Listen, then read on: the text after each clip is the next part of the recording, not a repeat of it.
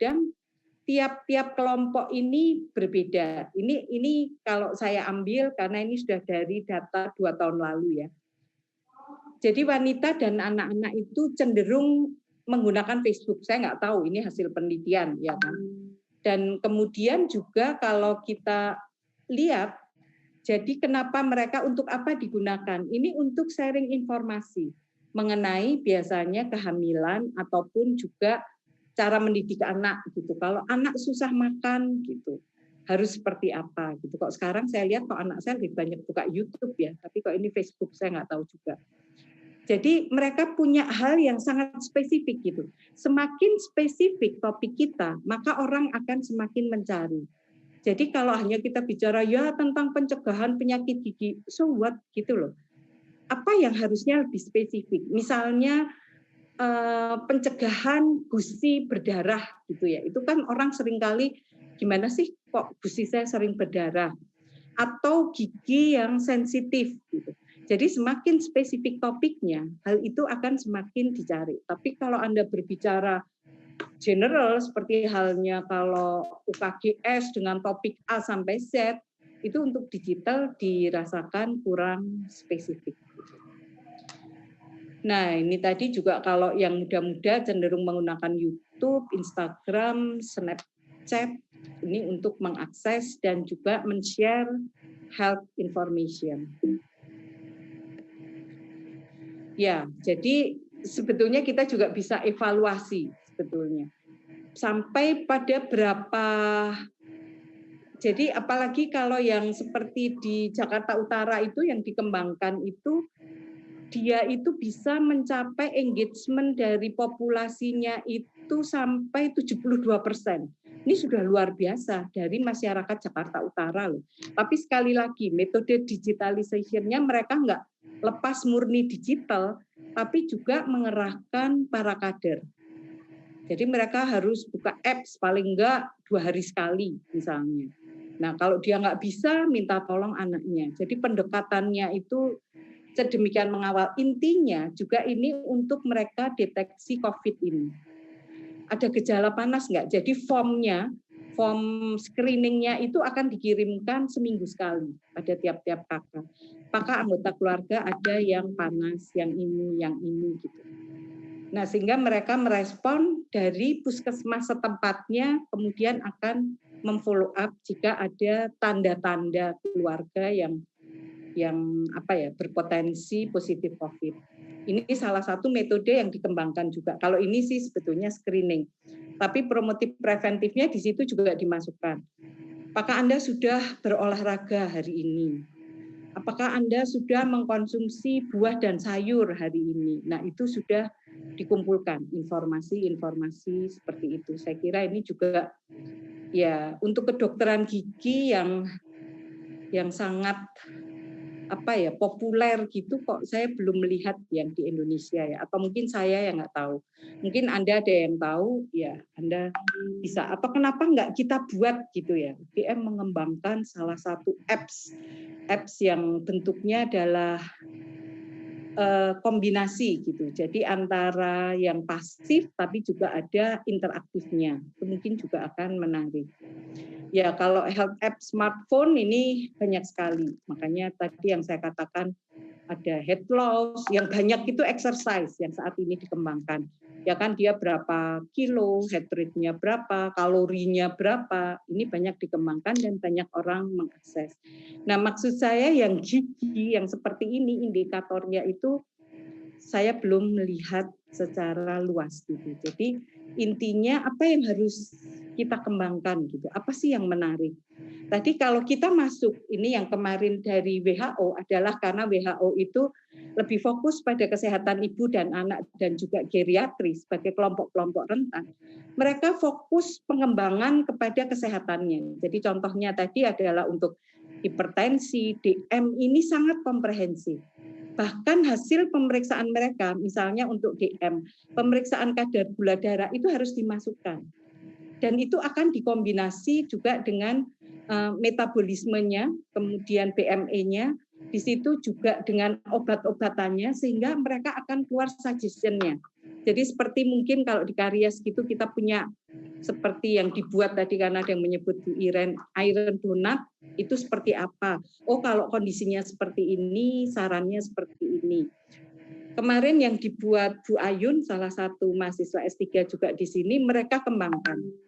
Tapi itu kan untuk penilaian karya yang akan dikaitkan juga dengan prompref-nya, suggestion-nya seperti apa. Nah, bisakah kita di kedokteran gigi ini, ya bayangan saya, mudah-mudahan nanti di Anda juga ada. Jadi seperti ada self-assessment dari kelompok rentan ini, kemudian akan dikaitkan dengan suggestion. Ya kalau kondisinya berubah, ini akan berubah. Tapi pemeriksaan subjektif apa yang bisa dilakukan oleh masyarakat itu sendiri. Nah ini yang menjadi tantangan kita. Ya kan kalau misalnya seperti ini kita gampang, tinggi badan, berat badan, setiap orang akan mudah melakukan.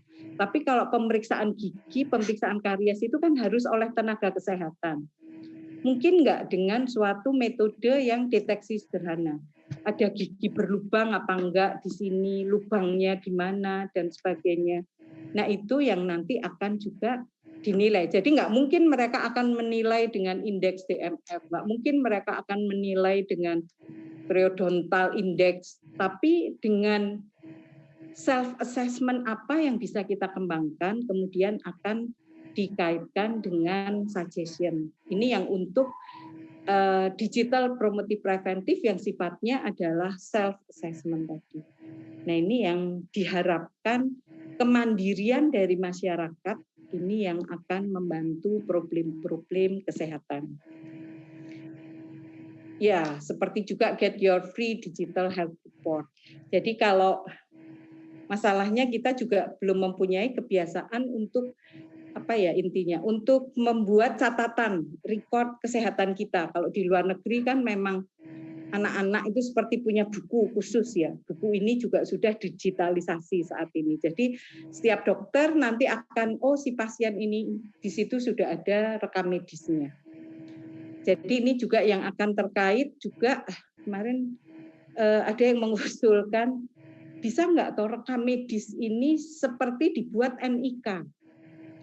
Jadi dimanapun dia berobat dengan menyebutkan NIK-nya, otomatis rekam medisnya akan terbuka. Tapi ini kemudian terkena juga dengan undang-undang ya bahwa rekam medis itu milik yang bersangkutan. NIK ini kan bisa diberikan ke orang. Nah berarti kan kita nggak bisa melindungi. Apakah dari NIK kemudian akan dibuat password oleh yang bersangkutan? Nah ini kemarin juga diskusi sampai ke situ. Karena intinya bagaimana kita memaintain untuk memaintain kesehatan dari masyarakat, khususnya di era pandemi ini, tanpa masyarakat harus berkunjung ke fasilitas kesehatan. Ya, kalau ini makanan-makanan banyak sekali ya. Kalau dia di dalam apps tentang bahkan untuk gluten free, jenis makanannya apa, untuk yang jenis diet tertentu ini juga sudah banyak. Bahkan di sini juga ini tentang apa sih ya? Pak ada motivasi? Oh, health fitness. Jadi bagaimana untuk kesehatan. Nah ini sebetulnya yang saat ini juga sedang dipikirkan untuk membuat prompref-nya Germas dengan digital. Nanti kita akan ketemu dengan Germas. Apa itu Germas? Nanti next. Tapi bagaimana untuk menunjang, karena Germas itu juga salah satunya adalah memantau kalau penyakit orang dengan penyakit kronis, misalnya hipertensi, diabetes, kemudian memantau juga berat badan, tinggi badan, otomatis BMI-nya akan keluar. Kemudian juga memantau aktivitas fisik, apakah sudah olahraga. Nah, di situ dibuat apps-nya. Jadi orang itu memasukkan sehingga dia tahu apakah hari itu dia sudah cukup melakukan seperti healthy lifestyle atau belum. Makanannya juga dimasukkan. Ya ini kalau yang usila biasanya mereka juga akan memantau selain aktivitas fisik, kemudian juga kalori, juga tekanan darah. Nah, jadi poin kuncinya adalah bagaimana kalau kita kembangkan digital promotif preventif ini harus dengan target yang dengan pasti kita ketahui apa kebutuhannya dan preferensinya. Tadi sudah kita diskusikan juga. Butuhnya apa pada kelompok ini. Kemudian juga, jadi don't reinvent the wheel. Nah, ini juga kita harus menggunakan beberapa inovasi gitu. Jadi kita melihat apa yang sudah kita lakukan sebelumnya, apa kelemahan sistem itu. Nah, ini kita kemudian akan selalu melakukan perbaikan. Intinya jadi kita nggak akan membiarkan program itu begitu saja. Banyak mengatakan bahwa masalah kesehatan gigi ini statis gitu ya, nggak banyak perubahannya. Nah, sehingga ya kita nggak perlu banyak melakukan misalnya program promotif preventif itu ya itu saja dari bertahun-tahun yang lalu. Bahkan mungkin zaman saya melakukan UKGS, metode PromPrev-nya itu masih sama dengan saat ini.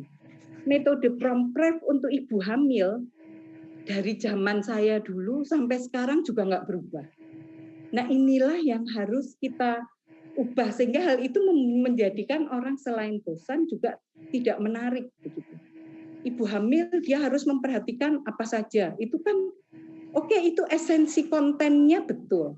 Tetapi deliver pesannya itu yang harusnya berbeda.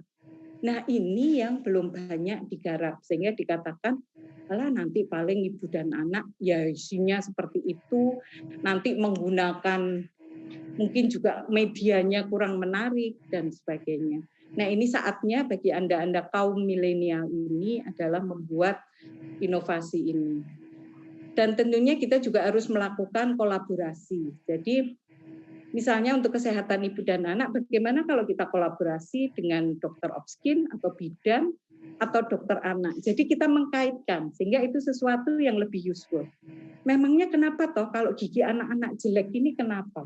Oh, itu ternyata akan mempengaruhi sistem pencernaan. Oh, sistem pencernaan ini akan mempengaruhi mungkin ya, nggak mungkin, status gizi anak jelas. Tapi apakah dia juga akan berpengaruh misalnya terhadap daya pikir anak? Akan berpengaruhi pada masa depan anak. Nah, ini kan menarik. Sehingga itu akan membuat masyarakat itu lebih aware. Jadi kita jangan hanya berbicara masalah gigi tok gitu loh. Tapi kita dalam perspektif yang lebih luas dan juga dampaknya apa. Nah, kita libatkan tadi, oh kalau dari anak ini loh bisa seperti ini dan sebagainya. Dan juga tentunya kita harus menggunakan data-data research untuk meyakinkan. Data-data research bahwa misalnya tadi gigi anak ini loh gizinya kurang baik dan akhirnya juga misalnya ada suatu riset yang mengatakan bahwa ini mempengaruhi inteligensia. Kita juga menggunakan teori perubahan perilaku. Tadi dari KAP tadi kita cermati, kita kembangkan beberapa indikatornya. Dan juga think about implementation from start. Ideally incorporate digital intervention into routine patient pathways. Jadi memang sebetulnya ini bukan sesuatu yang muluk-muluk, bukan sesuatu yang eksklusif, tapi harusnya ini sudah kita bumikan gitu. Artinya bahwa kegiatan ini akhirnya dibutuhkan masyarakat gitu ya. Makanya tadi saya masih belum bisa membayangkan kalau kesehatan gigi apa ya. Kalau tadi untuk kesehatan usila, karena ujung-ujungnya dampaknya ini adalah bisa fatal sehingga orang bisa aware. Kalau hipertensi atau DM tidak saya kendalikan dengan baik, maka ini bisa stroke, bisa fatal gitu ya. Nah, sekarang untuk gigi. Untuk gigi ini apa kira-kira yang membuat masyarakat juga aware sehingga mereka akan menggunakan metode ini seperti suatu kebutuhan juga gitu. Jadi mereka bukan kita yang butuh, tapi ini harus dari sisi mereka secara rutin mereka akan buka apps itu karena mereka merasa butuh. Mungkin ini slide terakhir saya ya benar. Oke, sampai di sini ada pertanyaan.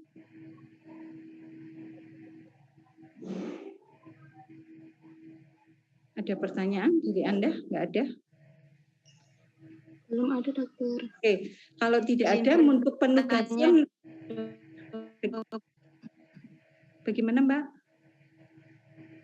Mohon maaf mungkin ini agak putus-putus jadi saya tuliskan melalui chat nggih, Dok. Oh, Koneksinya agak jelek iya, di iya, iya. sini. Oke.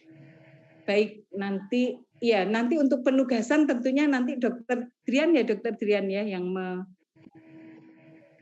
menjelaskan atau saya, Mungkin, Dok. Dokter Oh, Drian. tapi itu tugas untuk seluruh kelompok, Dok. Kalau Dokter Rita mau ngersakaken ada tambahan tugas nggih. Oh iya, iya maksud saya gini. Jadi tugas saya bukan sesuatu yang berat sebetulnya. Jadi dari ini tadi, yang tadi sebetulnya saya tadi dengan memancing Anda 3 mahasiswa menjawab. Nah ini tugas Anda masing-masing ya. Ini seperti apa namanya tugas kuliah post test gitulah ya. Bahwa saya ingin mendapatkan feedback Anda masing-masing coba Anda buat. Kalau ini bukan tugas kelompok, tugas kelompok mungkin yang besar. Jadi masing-masing kembangkan tadi teknik seperti Anda boleh adopt dari metode yang ada di internet boleh aja, tapi kira-kira saya ingin tahu metode digital prompref di bidang kesehatan gigi apa yang bisa Anda rencanakan gitu ya, merencanakan. Tadi sekali lagi selain konten juga target marketnya Anda harus jelas dan medianya yang Anda gunakan apa, alasannya apa gitu ya. Ini mau Anda kerjakan di sini boleh, tapi nanti intinya dikumpulkan ke saya.